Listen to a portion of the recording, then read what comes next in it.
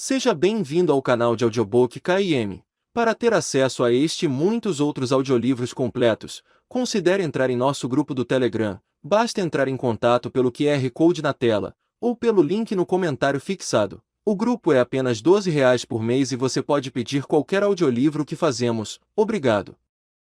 O canal Audiobook KM agradece sua preferência. Esse audiolivro pode conter erros de pronúncia. Livro, Mago e Vidro. Este livro é dedicado a Julie Eugleia e Marcia de Filippo. São elas quem cuidam da correspondência, e a maior parte da correspondência dos últimos 2 anos tem sido sobre Roland de Gilead, o pistoleiro. Basicamente, Julie e Marcia me perturbaram o juízo até eu voltar a escrever. Julie, você perturbou com mais eficiência, por isso seu nome vem na frente. Romeu A. Juro pela lua consagrada, que pinta em prata as copas destas árvores. Julieta, não jures pela lua, ela é cambiante, de mês em mês mudando em sua órbita, que o teu amor não seja assim instável. Romeu, como devo jurar? Julieta, não jures nada, ou jura por ti mesmo, é o suficiente, pois és o deus da minha idolatria. Isso basta. William Shakespeare, Romeu e Julieta no quarto dia. Para a grande alegria de Dorothy, Oz mandou chamá-la e, quando ela entrou na sala do trono, disse, em tom satisfeito: Sente-se, minha querida, acho que encontrei a maneira de levar você embora deste lugar. De volta para o Kansas? Perguntou ela, ansiosa. Bem, quanto ao Kansas não tenho certeza, disse Oz, não tenho a menor ideia de onde fica. L. Frank Baum, o mágico de Oz. Visão mais feliz. De outro tempo, eu quis saborear para ficar mais apto a encarar minha missão. Pensar antes, lutar depois, eis do soldado bordão, um vislumbre do passado pode a tudo acertar. Robert Browning, Childe Roland. A Torre Negra chegou. O argumento Mago e Vidro é o 4º volume de uma longa história inspirada por Childe Roland. A Torre Negra chegou, um poema narrativo de Robert Browning. O primeiro volume, O Pistoleiro, conta como Roland de Gilead persegue e por fim consegue alcançar Walter, o Homem de Preto, que fingia ser amigo do pai de Roland mas que, na realidade, servia Martin, um grande feiticeiro. Pegar o semi-humano Walter não é, porém, o objetivo de Roland, apenas um caminho até o seu propósito. Roland quer chegar à Torre Negra, onde acredita que a acelerada destruição do mundo médio possa ser detida, talvez até revertida. Roland é uma espécie de cavaleiro, o último de sua estirpe, e quando pela primeira vez nos deparamos com ele, a torre é sua obsessão, sua única razão de viver. Ficamos a par de que foi obrigado a se submeter a um teste prematuro de maturidade por Martin, que seduzira sua mãe.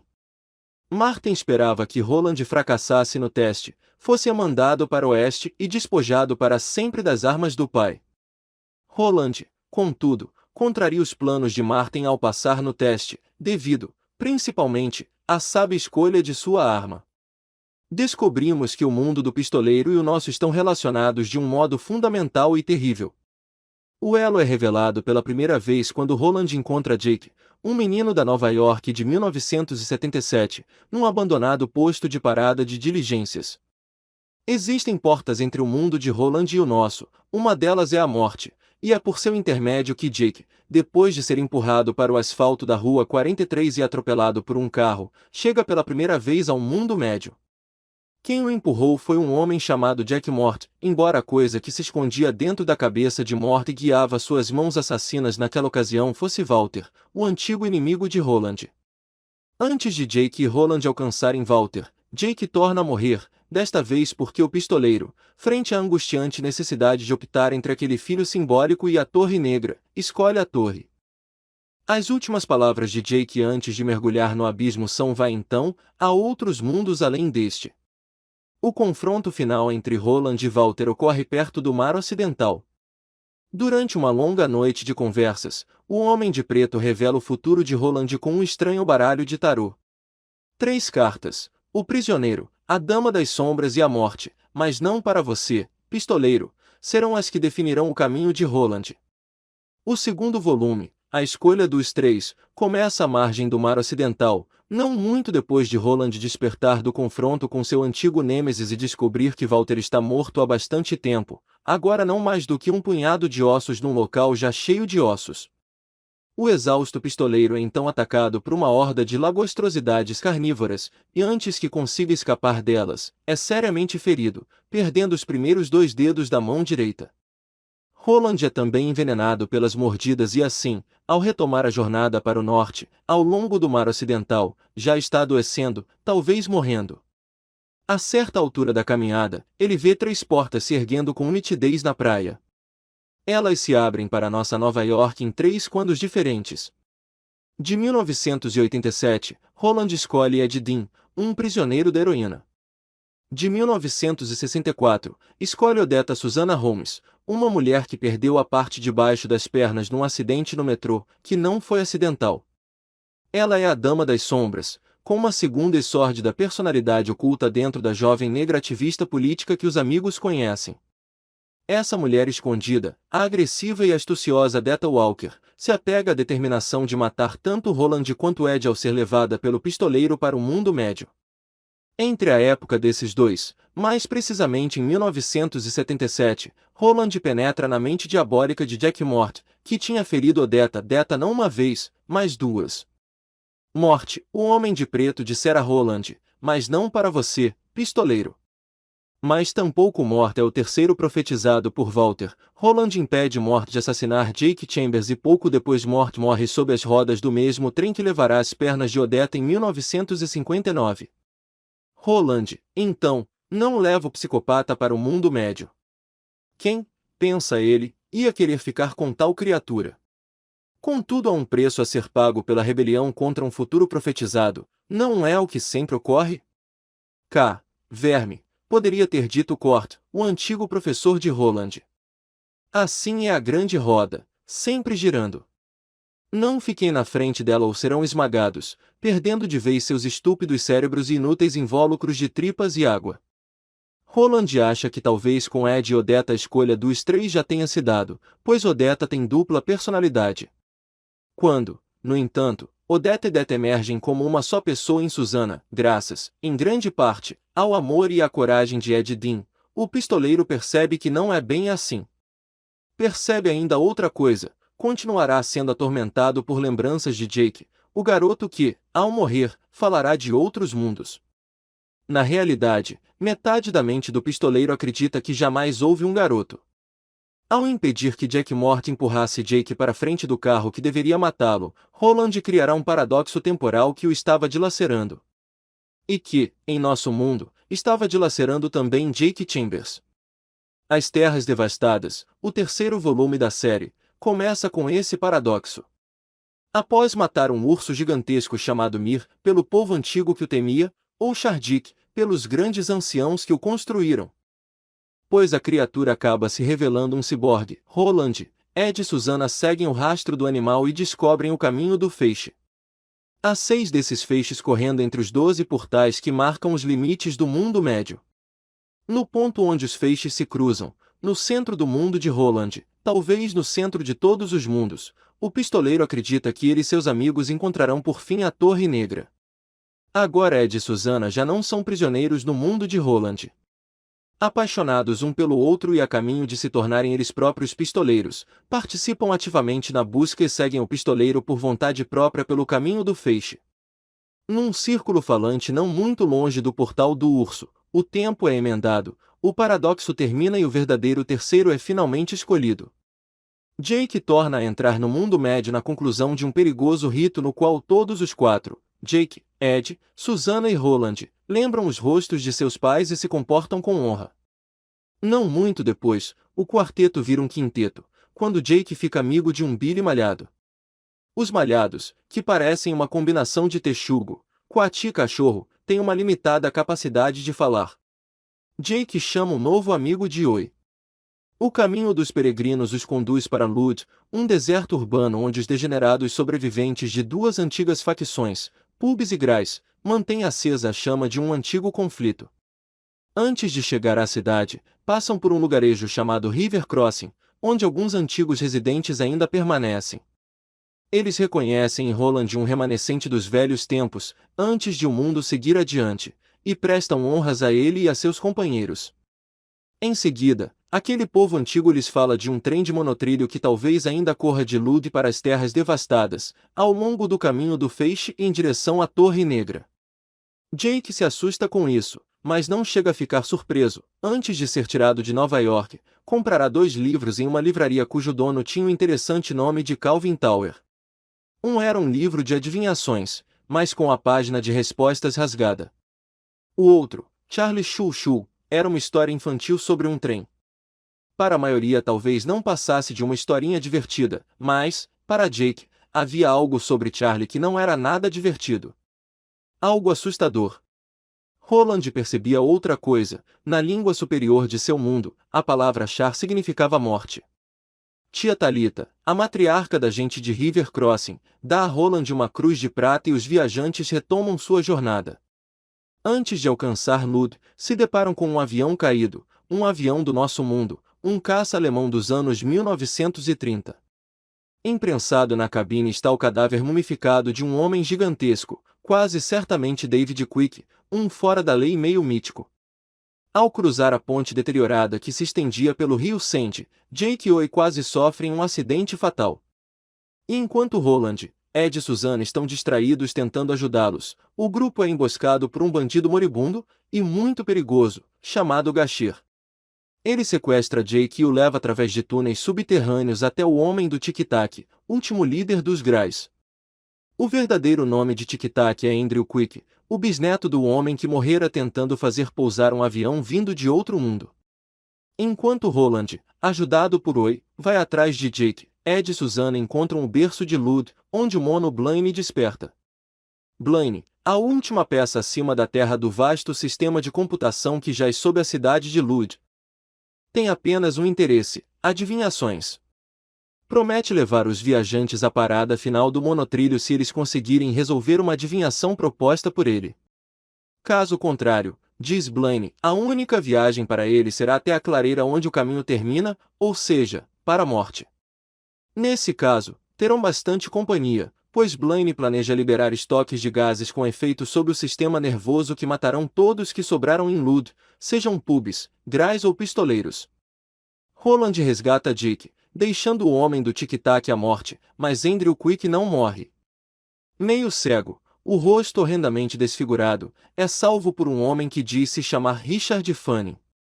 Este Fanning, contudo, também se identifica como o estranho sem idade, um demônio sobre o qual Walter tinha divertido Roland. Roland e Jake se reúnem a Ed e a Susana no berço de Lud, e Susana, com uma pequena ajuda daquela escrota Detta Walker, consegue resolver a adivinhação de Blaine.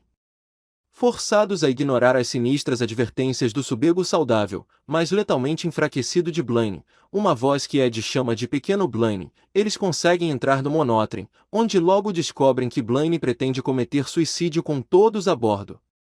O fato de a verdadeira mente que controla o monotrem encontrar-se em computadores que vão ficando cada vez mais para trás, funcionando sob uma cidade que virou uma carnificina, não fará diferença quando a bala cor-de-rosa descarrilar em algum ponto da linha numa velocidade superior a 1.200 km por hora.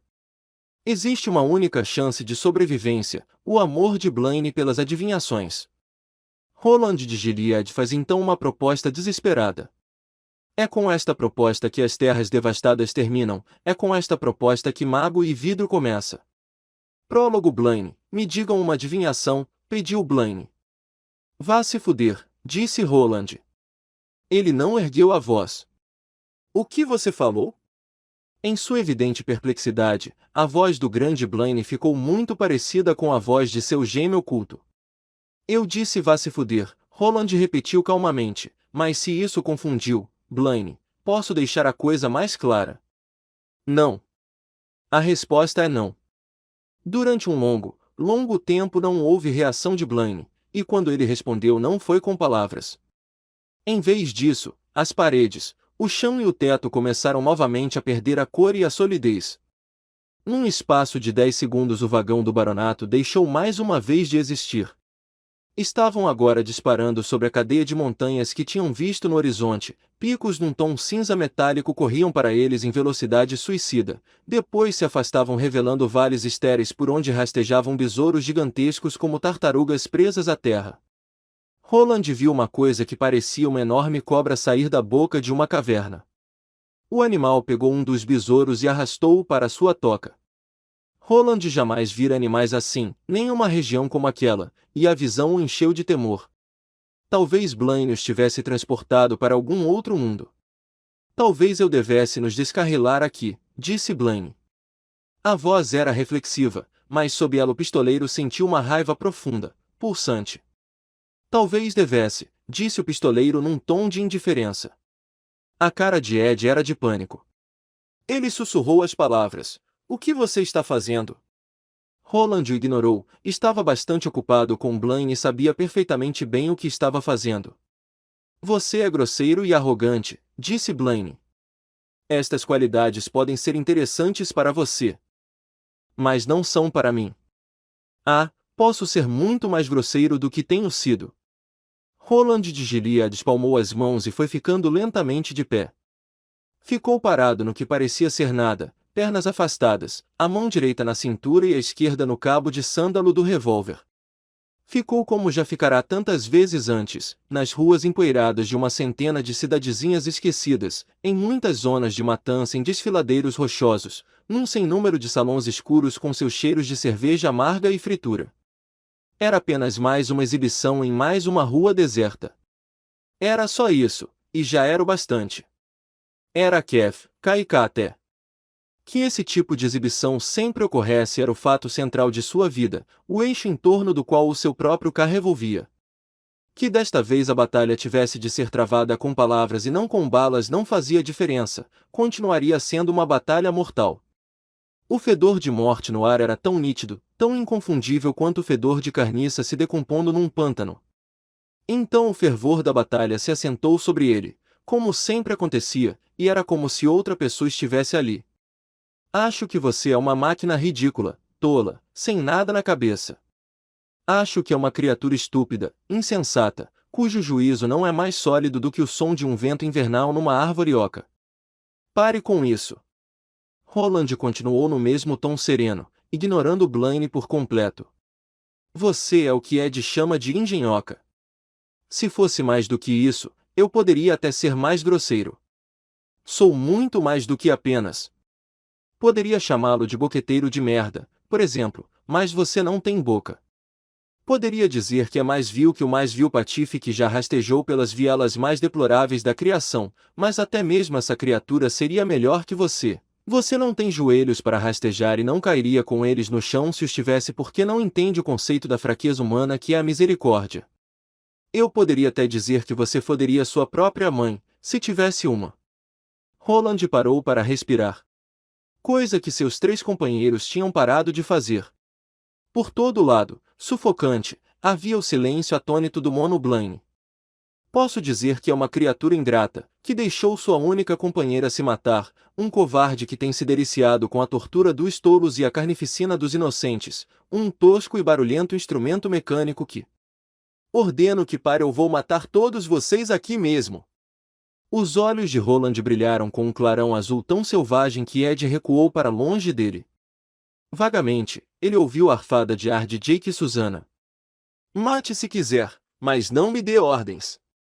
Berrou o pistoleiro. Você esqueceu o rosto daqueles que o criaram.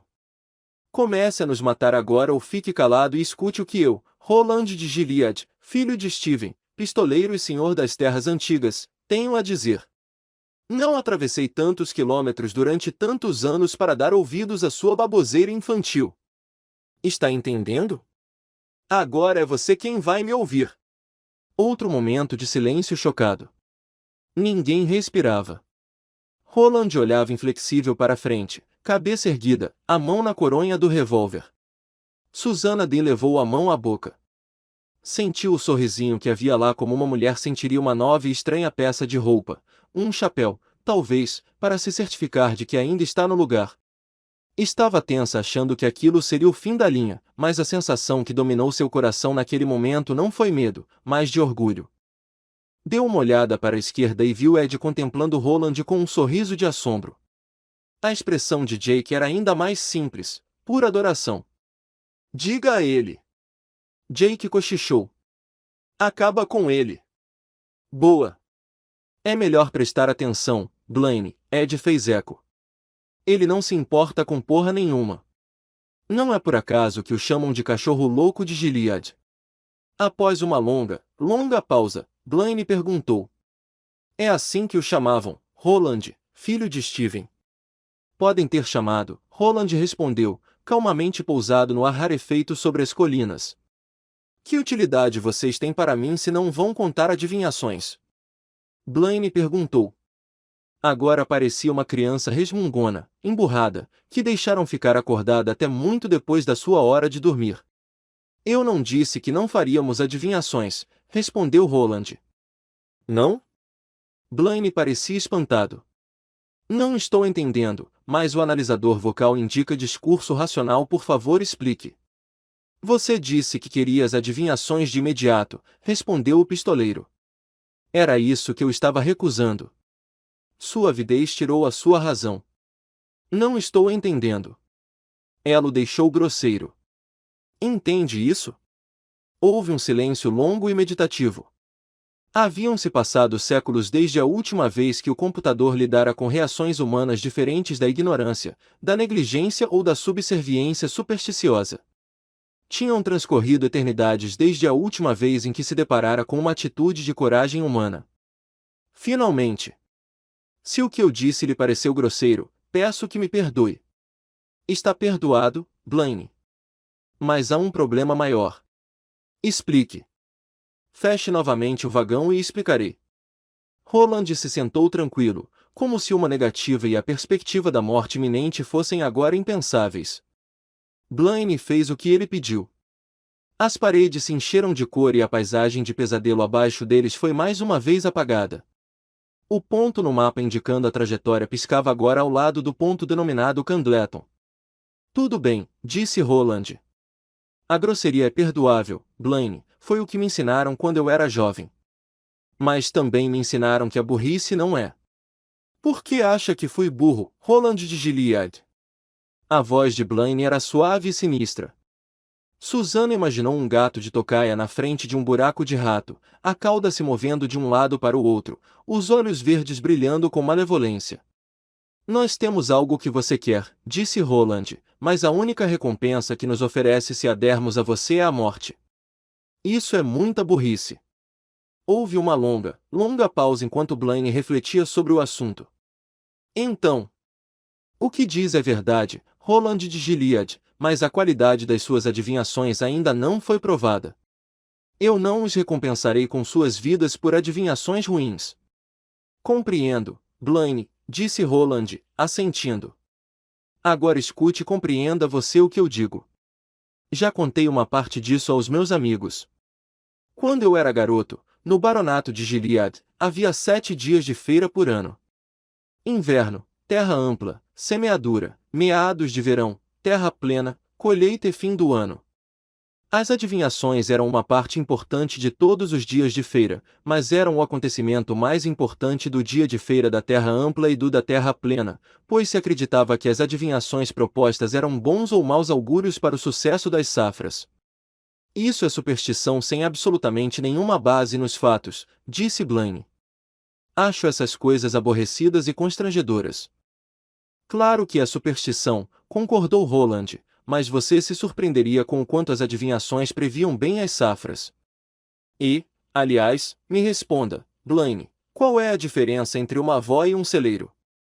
Essa já é muito conhecida e meio sem graça, disse Blaine, mas parecendo feliz por ter alguma coisa para resolver. Uma nasce parente, Bornequim, a outra é um depósito de grão, corn bean. É uma adivinhação baseada em coincidência fonética. Outra do mesmo tipo, contada no nível das adivinhações do Baronato de Nova York, era assim: qual a diferença entre um gato e uma frase complexa? Jake respondeu: eu sei. Um gato tem garras no final das patas e uma frase complexa tem pausa no final da oração. 1. Sim, concordou Blaine. Uma adivinhação antiga e muito boba, que só é interessante pela rima das palavras. Pelo menos nessa eu concordo com você, Blaine, meu velho, disse Ed. Não sou seu amigo, Ed de Nova York. Nossa, cara. Fica de boa e vá para o céu. Não existe céu. Ed não tinha resposta para isto. Eu gostaria de ouvir mais adivinhações dos dias de feira em Gilead, Roland, filho de Steven. Ao meio-dia da terra ampla e da terra plena, o salão dos antepassados era aberto e lá se reuniam de 16 a 30 adivinhadores. Eram as únicas ocasiões do ano em que gente comum, tipo comerciantes, fazendeiros e camponeses, tinha permissão para entrar no salão dos antepassados, e nesses dias todos se apinhavam ali. O pistoleiro tinha os olhos distantes e sonhadores, era a expressão que Jake vira em seu rosto naquela nebulosa outra vida, quando Roland lhe contará como ele e seus dois amigos, Cotert e Jamie, tinham um dia se escondido na sacada do tal salão para assistir a uma espécie de festa com danças. Jake e Roland subiam as montanhas no rastro de Walter quando Roland lhe contará essa história. Martin estava sentado ao lado de minha mãe e meu pai, dissera Roland. Reconheci-os apesar de estar tão no alto, e minha mãe dançou uma vez com Martin, girando lentamente, enquanto as pessoas abriam uma clareira na pista de dança. Elas aplaudiram quando a música acabou. Os pistoleiros não aplaudiram. Jake olhou com curiosidade para Roland, de novo se perguntando de onde aquele homem estranho teria vindo, e por quê. Colocavam um grande barril no meio da pista, prosseguiu Roland, onde cada adivinhador jogava a tira de um papel feito de casca de árvore com adivinhações escritas. Muitas eram adivinhações antigas, que tinham escutado dos mais velhos, ou até, em alguns casos, tirado de livros, mas muitas eram novas, pensadas especialmente para a ocasião. 3 juízes, um deles sempre um pistoleiro, se pronunciavam sobre estas últimas, que eram lidas em voz alta, e só eram aceitas se os juízes as julgassem adequadas. Sim, as adivinhações têm que ser adequadas, concordou Blaine. Esse era o jogo, disse o pistoleiro. Um leve sorriso surgiu em sua boca com a lembrança daqueles dias, quando tinha a idade do menino ferido sentado na sua frente com o Billy malhado no colo. O jogo se prolongava por horas a fio. Uma fila se formava no meio do salão dos antepassados. A posição da pessoa na fila era decidida pela sorte, e como era muito melhor ficar no fim do que no começo, todo mundo queria tirar um número alto. Cada concorrente devia responder corretamente a pelo menos uma adivinhação. Muito justo. Cada homem ou mulher, pois alguns dos melhores adivinhadores de Gilead eram mulheres. Se aproximava do barril e pegava a primeira adivinhação, que era lida em voz alta. Se a adivinhação ainda não tivesse sido respondida depois que a areia escorresse numa ampulheta de 3 minutos, o concorrente tinha que deixar a fila. E a mesma adivinhação era proposta ao seguinte da fila? Sim. Então quem vinha depois tinha mais tempo para pensar. Sim. Entendo. Parece muito maneiro. Roland franziu a testa. Maneiro? Ele quer dizer que parece divertido, disse Susana em voz baixa. Roland deu de ombros. Era divertido para quem assistia, imagino, mas os competidores levavam tudo muito a sério. Com frequência havia discussões e brigas depois que o prêmio era concedido e o concurso encerrado. Qual era o prêmio, Roland, filho de Steven? O maior ganso do baronato. E ano após ano meu professor, Cort, levava o ganso para casa. Gostaria que ele estivesse aqui, disse Blaine num tom de reverência. Deve ter sido um grande adivinhador. Sem dúvida foi, disse Roland. E agora a minha proposta. Está pronto, Blaine? Claro. Vou ouvi-la com grande interesse, Roland de Gilead. Que as próximas horas sejam nosso dia de feira. Você não vai nos propor adivinhações, pois quer ouvir apenas as que são novas, e não repetir algumas das milhões que já conhece. Correto. Não conseguiríamos resolver a maioria das que você diria, de qualquer maneira, Roland continuou. Tenho certeza de que você conhece algumas que derrubariam até o corte, se fossem retiradas do barril. Não tinha nenhuma certeza disso, mas passará a hora de usar os punhos e chegará a de usar a pena. Claro, Blaine concordou. Proponho que, em vez de um ganso, nossa vida seja o prêmio, disse Roland. Vamos lhe propor adivinhações durante a viagem, Blaine. Se quando chegarmos a Topeka você tiver adivinhado todas, pode executar seu plano de nos matar. Este será o seu ganso.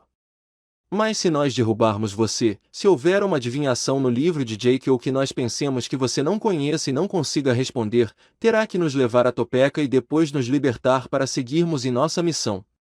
Este é o nosso ganso. Silêncio. Está entendendo? Sim. Está de acordo?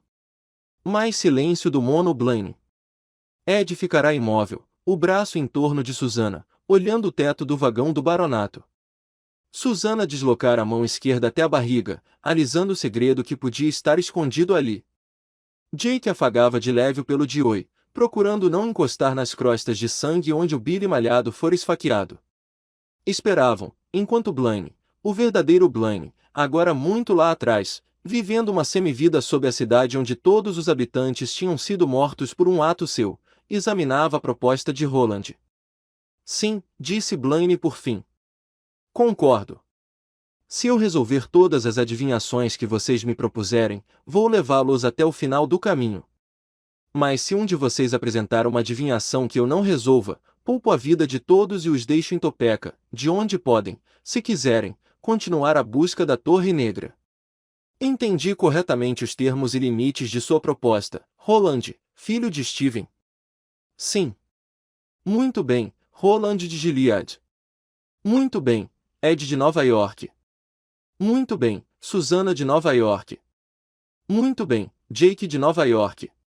Muito bem, Oi do Mundo Médio. Oi ergueu um instante o olhar ao som do seu nome. Vocês são Katé, um feito de muitos. Eu também. Agora vamos ter que provar qual Katé é o mais forte.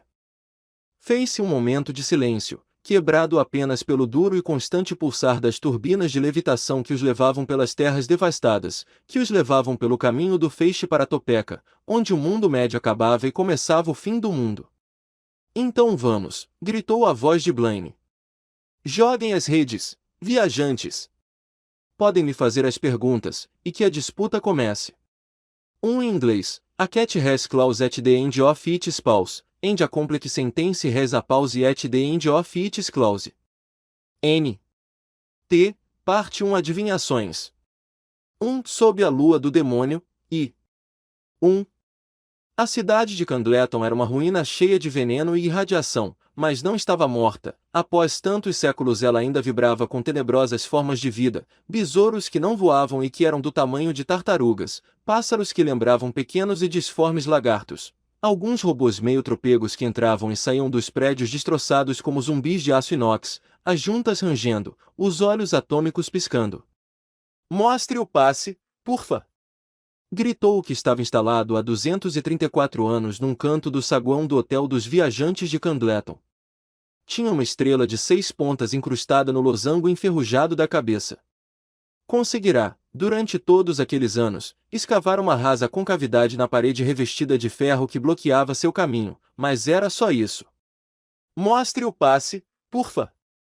Possibilidade de elevados níveis de radiação ao sul e leste da cidade. Mostre o passe, porfa! Possibilidade de elevados níveis de radiação ao sul e leste da cidade.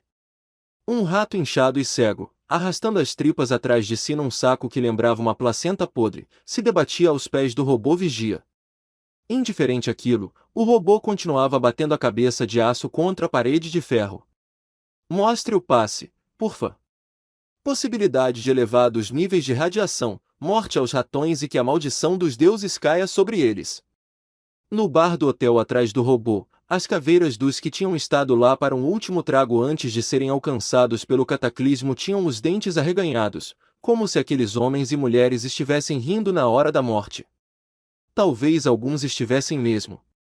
Quando Mono Blaine passou lá no alto, unindo pela noite como uma bala disparada pelo cano de arma, vidros se partiram, poeira voou e muitos crânios se desintegraram como velhos vasos de cerâmica.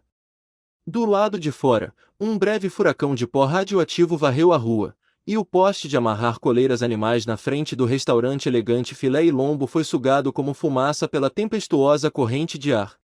Na praça da pequena cidade, a fonte de Candleton se partiu em dois sem derramar uma gota de água, apenas pó, serpentes, escorpiões mutantes e algumas das tartarugas besouros que se arrastavam cegamente pelo chão. Então a forma que passará ruidosamente sobre a cidade desapareceu como se nunca tivesse estado lá, e Candleton voltou ao estado de contínua putrefação que fora o que conhecia como vida nos últimos 2 séculos e meio, e então o estrondo sônico a alcançou, derrubando seu trovão sobre a cidade pela primeira vez em 7 anos, provocando vibração suficiente para fazer desabar o armazém de secos e molhados do outro lado da fonte. O robô vigia tentou dar voz a uma última advertência, possibilidade de elevados Ni, e então parou para sempre, olhos fixos no seu canto de parede como uma criança no canto de castigo. A 200 ou 300 rodas dos limites de Candleton, ao longo do caminho do feixe. Os níveis de radiação e concentração de DEP3 no solo começavam rapidamente a cair. Ali o trilho do monótrem ficava a menos de 3 metros do chão e uma corça, que parecia quase normal, saiu graciosamente do meio dos pinheiros para beber no regato onde 3/4 da massa de água já haviam se purificado.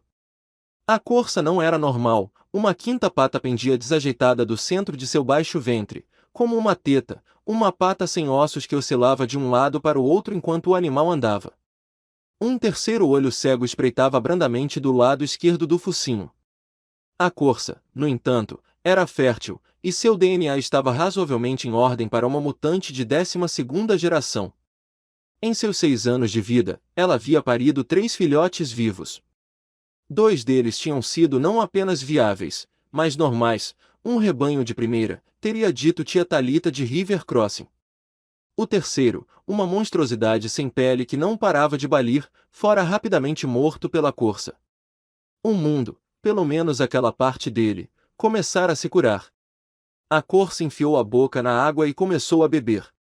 Logo, porém, estava erguendo a cabeça, os olhos arregalados, o focinho gotejando. Podia ouvir, ao longe, um som baixo e sussurrante. Pouco depois, uma tira de luz se juntava ao barulho. Um instinto de preservação soou nos nervos da corça, mas embora seus reflexos fossem rápidos e a luz, ao ser descoberta, ainda estivesse a muitas rodas de distância, no horizonte da campina desolada, ela nem chegou a ter a menor possibilidade de escapar. Antes que conseguisse se mover, a distante centelha já havia inchado e se transformado num holofote raiado, que inundava o regato e a clareira com sua luz. Com o clarão, veio o ronco enlouquecedor das turbinas de levitação do Blaine, funcionando a todo vapor. Um borrão rosado passou rente à mureta de concreto que margeava o trilho, deixando uma longa cauda de poeira, pedras, pequenos animais desmembrados e vegetação em redemoinho. A corça foi morta quase instantaneamente pela repercussão da passagem de Blaine. Grande demais para ser sugada pela esteira do monótrem, foi arrastada por quase 70 metros, ainda com a água escorrendo do focinho e dos cascos.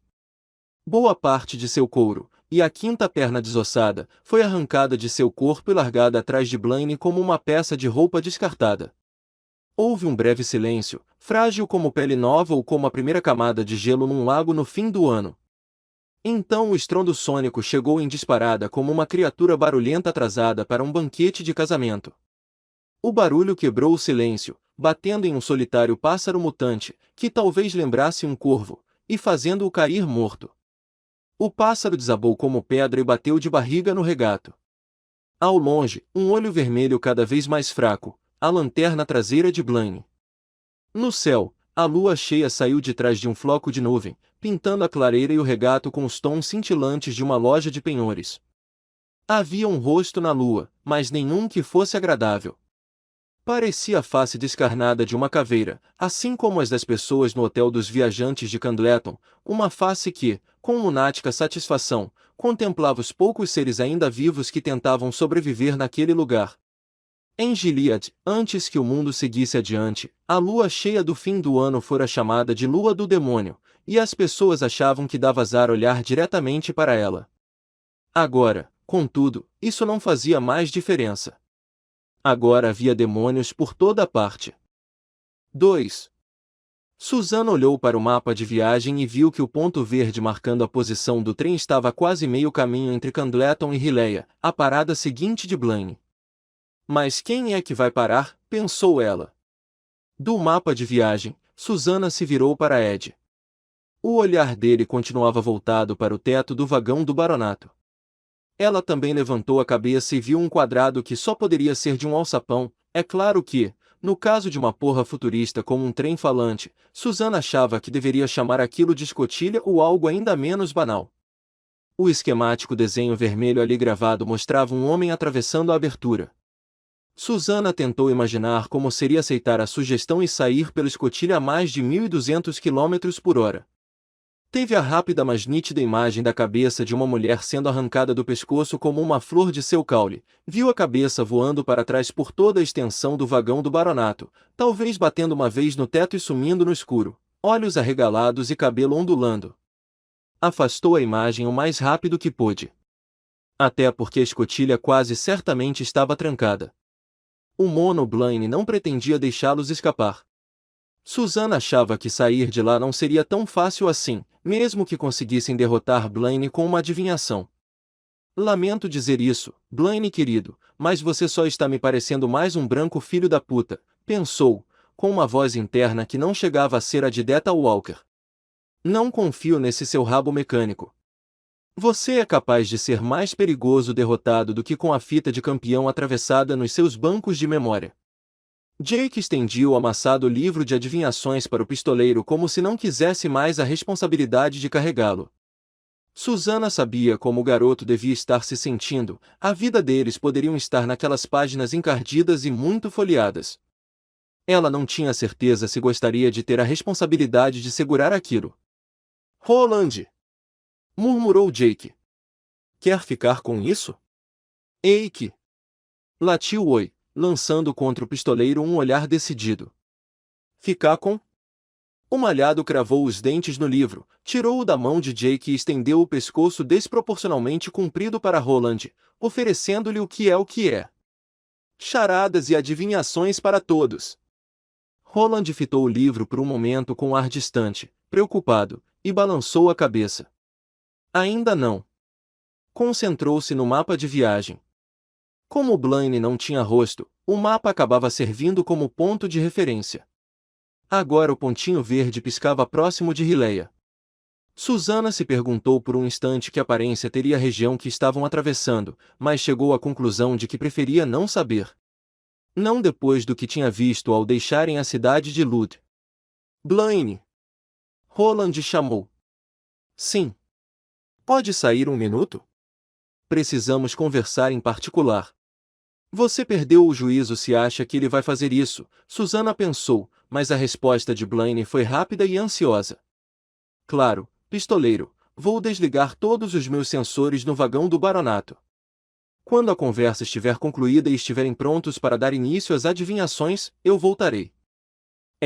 Você e o General MacArthur, sussurrou Ed. O que você disse, Ed de Nova York? Nada. Estou só falando sozinho. Para me chamar, basta tocar no mapa de viagem, disse Blaine. Enquanto o mapa estiver vermelho, meus sensores estão desligados. Até mais, gente boa. Até daqui a pouco. Uma pausa. Em seguida, a vida é azeite. Não óleo de rícino. O retângulo do mapa de viagem na frente da cabine adquiriu um vermelho tão intenso que Susana não conseguia olhar diretamente para ele. Azeite, não óleo de rícino? Perguntou Jake. Que diabo significa isso? Não importa, disse Roland. Não temos tempo a perder. O monotrem vai depressa rumo a seu ponto final, quer Blaine esteja conosco ou não.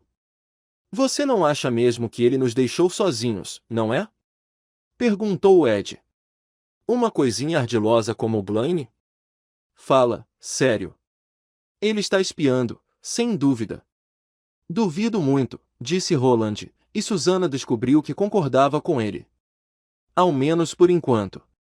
Deu para perceber como ficou empolgado com a possibilidade de entrar de novo num jogo de adivinhações depois de todos esses anos.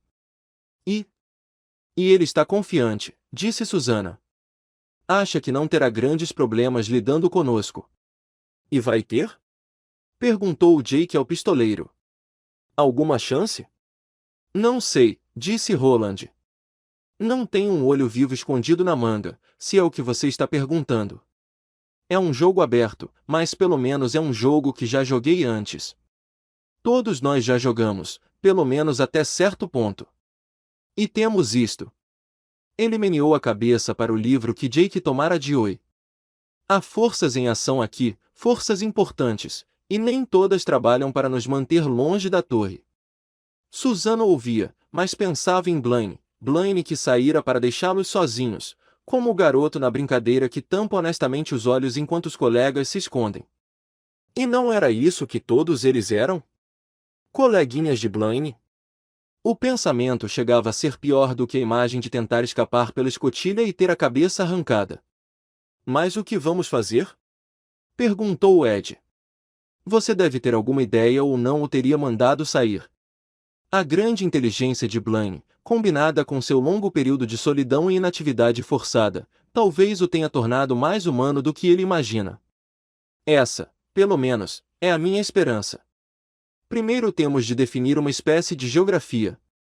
Temos de descobrir, se conseguirmos, onde ele é fraco e onde é forte, onde está bem no jogo e onde não está. Adivinhações não têm a ver apenas com a esperteza de quem pergunta, não se enganem quanto a isso. Elas também têm a ver com os pontos cegos de quem está respondendo. E será que ele tem pontos cegos? Perguntou Ed. Se não tiver, disse Roland calmamente, vamos todos morrer neste trem. Eu adoro a sua sutileza quando estamos em situações difíceis, disse Ed com um sorriso tenso. É um dos seus muitos charmes. Para começar, vamos lhe propor 4 adivinhações, disse Roland. Fácil, não tão fácil, difícil, muito difícil. Tenho certeza de que ele vai responder a todas as 4, mas estaremos atentos ao modo como ele responde. Ed agora aquecia, e Susana experimentava uma pequena, quase relutante centelha de esperança. Parecia que estavam no caminho certo. Então o mandamos esperar de novo e conversamos mais uma vez, disse o pistoleiro. Talvez tenhamos alguma ideia da melhor direção para onde apontar. Essas primeiras adivinhações podem vir de qualquer lugar, mas, ele inclinou gravemente a cabeça na direção do livro, com base na história daquela livraria que Jake nos contou. A resposta de que realmente precisamos deve estar aí, não nas lembranças que eu possa ter das adivinhações dos dias de feira. Tem de estar aí. Pergunta, disse Susana. Roland olhou para ela. Sobrancelhas erguidas sobre seus olhos desbotados, perigosos. O que estamos procurando é uma pergunta, não uma resposta, disse ela. Desta vez são justamente as respostas que podem nos levar à morte. O pistoleiro assentiu. Parecia intrigado, frustrado, até, e aquela não era uma expressão que Susana apreciava ver em seu rosto. Mas desta vez, quando Jake estendeu o livro, Roland o pegou. Segurou-o por um momento, a capa vermelha, surrada mas ainda com uma cor viva, parecia muito estranha naquelas grandes mãos queimadas de sol, especialmente na direita, com seus 2 dedos a menos, depois passou-o para Ed. Você é a fácil, disse Roland, virando-se para Susana. Talvez, respondeu ela com um esboço de sorriso, mas acho que isso não é uma coisa muito educada para se dizer a uma dama, Roland. Ele se virou para Jake. Você vai em segundo lugar, com uma adivinhação não tão fácil. Eu venho em terceiro. E você por último, Ed. Tire uma do livro que pareça difícil. As difíceis estão mais para o fim, informou Jake. Mas nada de falar uma das suas besteiras. É um jogo de vida ou morte. A hora das besteiras passou. Ed olhou para Roland, um Roland velho, alto e feio, que fizera Deus sabe quantas coisas feias sob o pretexto de alcançar sua torre, e se perguntou se ele fazia alguma ideia do quanto aquelas palavras o feriam. Aquela advertência casual para ele não se comportar como criança, sorrindo e fazendo piadas, agora que a vida de todos estava ameaçada. Abriu a boca para dizer alguma coisa, uma tirada especial de Ed Dean, algo que fosse ao mesmo tempo engraçado e mordaz, o tipo de comentário que sempre deixava seu irmão Henry puto da vida, e tornou a fechá-la. Talvez o sujeito velho, alto e feio tivesse razão, talvez fosse a hora de dispensar os gracejos e as piadinhas. Talvez finalmente tivesse chegado a hora de virar adulto. 3.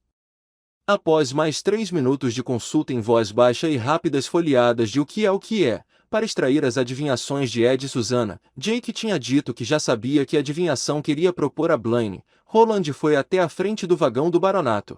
Pousou a mão naquele retângulo extremamente brilhante e o mapa de viagem reapareceu de imediato. Embora não houvesse sensação de deslocamento agora que o vagão fora fechado, o ponto verde estava mais perto de Rileia do que nunca. E aí, Roland, filho de Steven? Disse Blaine. Ed achou-o mais que animado, parecia quase eufórico. O kata de vocês está pronto para começar? Sim. Susana de Nova York dará início à primeira rodada. Roland se virou para ela, baixou um pouco a voz, mesmo sabendo que aquilo de nada serviria se Blaine quisesse realmente ouvir, e disse: Você não terá de dar um passo à frente como nós, por causa de suas pernas, mas deve falar com firmeza e chamá-lo pelo nome sempre que tiver de se dirigir a ele.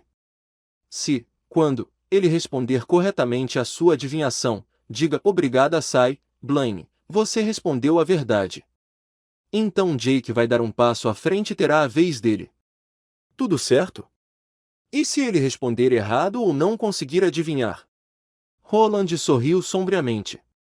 Acho que ainda não temos que nos preocupar com esta hipótese. Ele tornou a erguer a voz. Blaine? Sim, pistoleiro. Roland respirou fundo.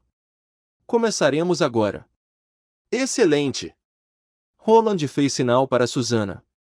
Ed apertou uma das mãos dela, Jake deu tapinhas na outra.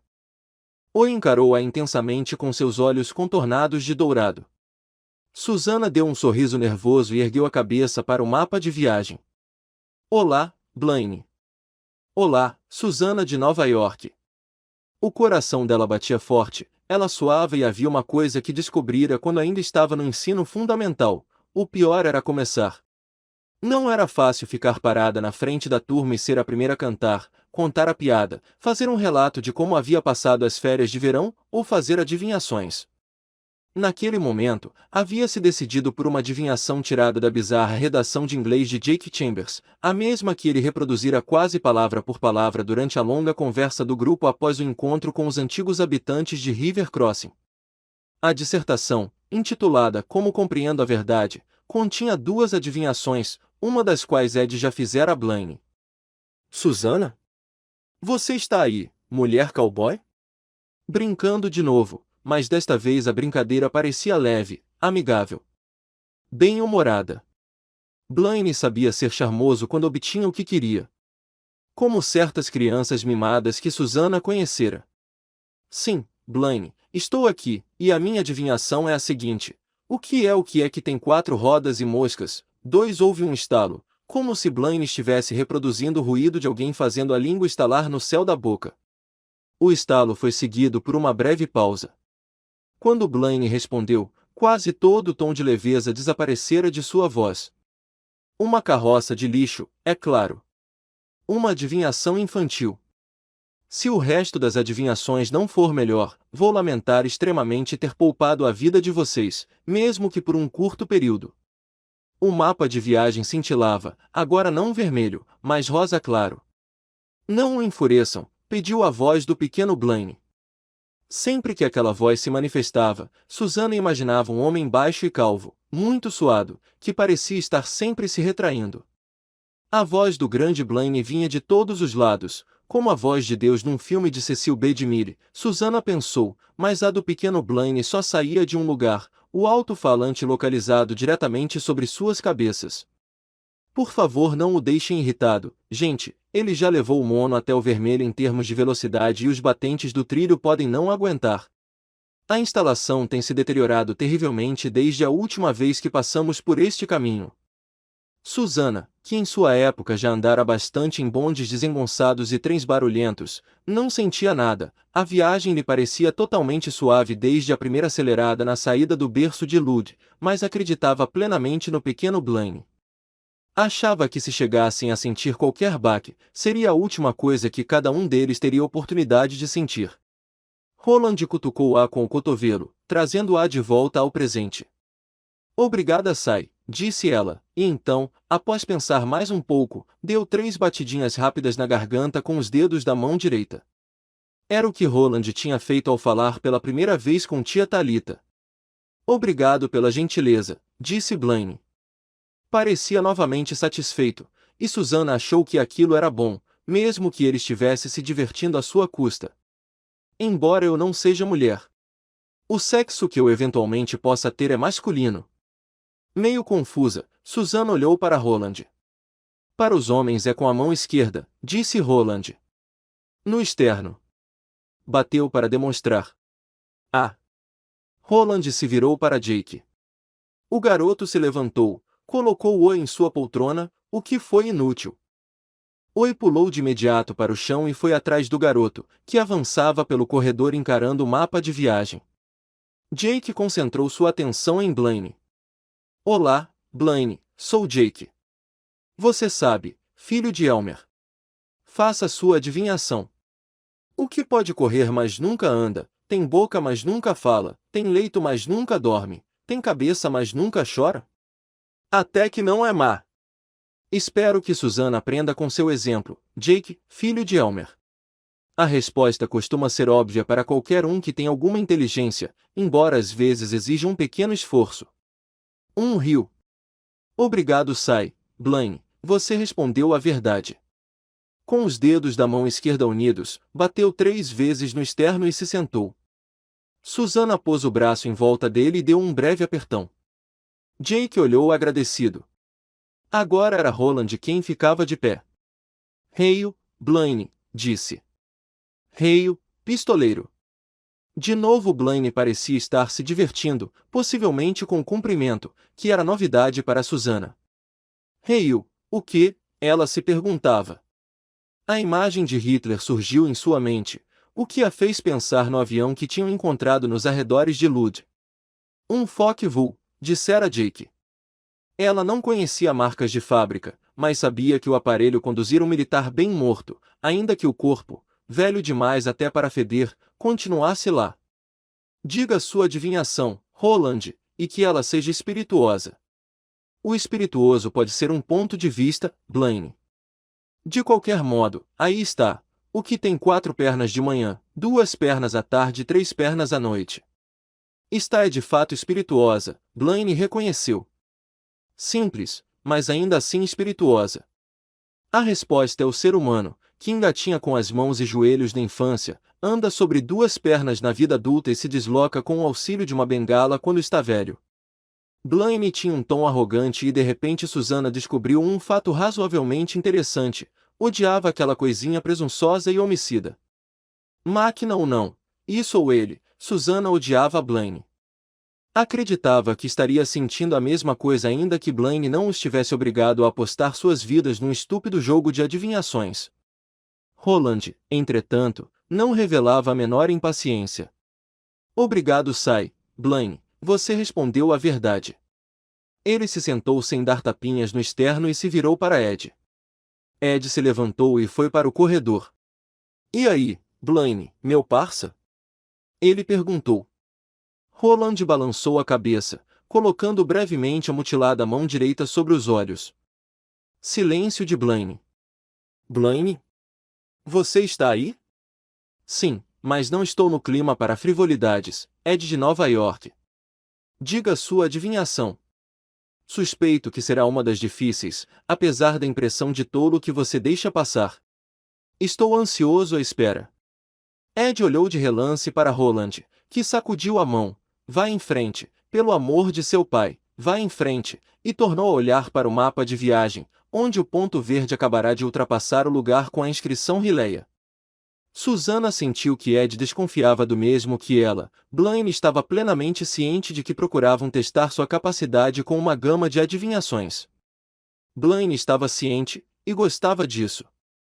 Susana sentiu um aperto no coração quando qualquer esperança de que pudessem achar um meio rápido e fácil de sair de lá desapareceu. 4. Bem, disse Ed, não sei até que ponto será difícil para você, Blaine, mas para mim é dureza. Nem ele sabia a resposta, pois aquela seção de o que é fora rasgada, embora isso não fizesse diferença. Pelas regras estabelecidas, eles não eram obrigados a conhecer as respostas. Vou ouvir e responder. Antes quebrado do que falado. O que é? O silêncio. Uma coisa que você conhece pouco. Ed de Nova York, disse Blaine sem absolutamente nenhuma hesitação, e Ed sentiu o coração afundar um pouco. Não havia necessidade de consultar os outros, a resposta era evidente. E o fato de ela ter ocorrido. Seja bem-vindo ao canal de audiobook KM. Para ter acesso a este e muitos outros audiolivros completos, considere entrar em nosso grupo do Telegram. Basta entrar em contato pelo QR Code na tela, ou pelo link no comentário fixado. O grupo é apenas R$ 12 por mês e você pode pedir qualquer audiolivro que fazemos. Obrigado.